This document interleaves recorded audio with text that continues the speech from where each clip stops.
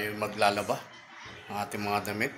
Ito po ang ating mga damit, napakarami po. Ayan, labahan po ito. Ayan, ayan po, mga labahan natin ngayong araw na to. Araw ng linggo. Araw ng linggo, ito pa po, tambak po ang ating labahan. Ito na po, may nakasalang na po tayo. Ayan po.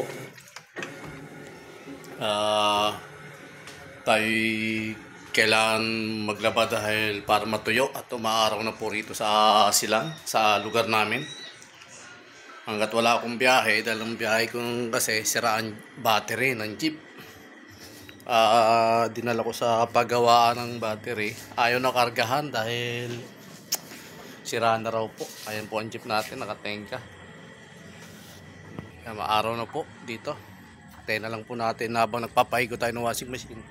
Tayo titingnan natin ang ating mga manok ngayon. Hindi naman tayo naubusan ng gawain. Ayan po, lagay ng battery natin, wala po. Ayan. Tenga na naman tayo. Wala naman tayong biyahe ngayong araw na to. At wala pa naman tayo pambili ng battery pa.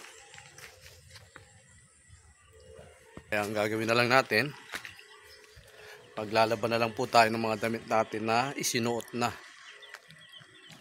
Para makapagpatuyo tayo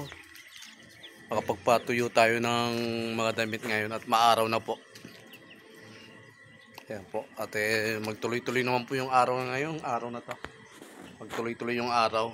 Huwag muna umulan para makapagpatuyo ako. Nagdala po si Nanay Miling ng biko.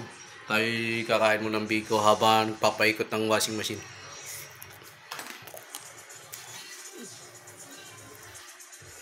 Ayan, may ikot na po. Kaya pag-antay na lang po tayo maya-maya para patapos na po yung ating laban at makapagpatuyo tayo.